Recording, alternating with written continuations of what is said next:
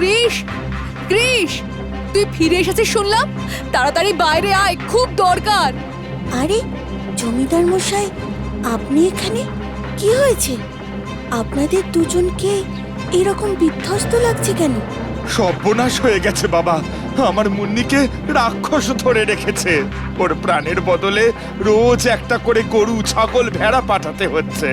কিছু একটা কর, নইলে এইভাবে চলতে থাকলে এবার মানুষ পাঠাতে হবে। জমিদার মশাই, আপনি একটু শান্ত হন। বলাই, তুই একটু বুঝিয়ে বল তো পুরোটা।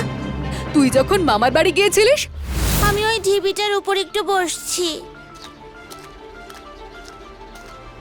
দেখো দেখো, এই ঢিবিটা কেমন নড়ছে। কি হলো মুন্নি? বাঁচাও, বাঁচাও। কচি কাচাদের মাংস খাবো আজ। কে তুমি? আমি হাক্কা।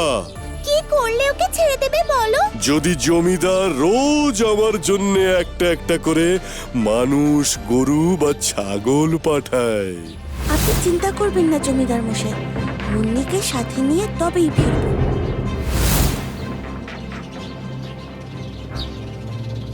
তোমরা একটু দাঁড়াও, আর আমি চলতে পারছি না, পা দুটো খুব ব্যথা করছে। এখানে মনে হয় রাক্ষস আছে। এ কোনো রাক্ষসের শব্দ নয় রে, অন্য কিছুর শব্দ। এই জনমানবহীন জায়গায় রাক্ষস ছাড়া আর কে থাকবে? মুন্নিকে যে রাক্ষসটা ধরেছে, মনে হয় সেই রাক্ষসটা এখানে লুকিয়ে আছে। না রে, এ কোনো ঐশ্বরিক শক্তির আভাস পাওয়া যাচ্ছে। কেউ মনে হয় গভীর তপস্যায় মগ্ন। আপনি যেই হন না কেন, আমাদের সামনে প্রকট হন। আমরা আপনার সাহায্য প্রার্থী। আমাদের খুব বিপদ। রাক্ষস হাক্কার হাত থেকে আমাদের বাঁচান। কারা তোমরা, আর আমার তপস্যা ভঙ্গ করলে কেন? আমাদের বন্ধু মুন্নি হাক্কা রাক্ষসের হাতে বন্দি। হাক্কা বলেছে রোজ গ্রামের নিরীহ পশুগুলোকে পাঠাতে হবে ওর খাওয়ার জন্য। যেদিন কেউ আসবে না, সেদিন মুন্নিকে মেরে খেয়ে ফেলবে।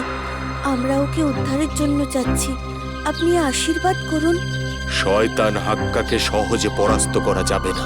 ওর নাভিতে প্রাণ ভ্রমর আছে। আমি তোমাদের একটা তীর দেব। সেই তীর একবারের চেষ্টায় ওর নাভিতে লাগলে তবেই ওকে শেষ করতে পারবে। এই নাও, তোমাদের জয় হোক।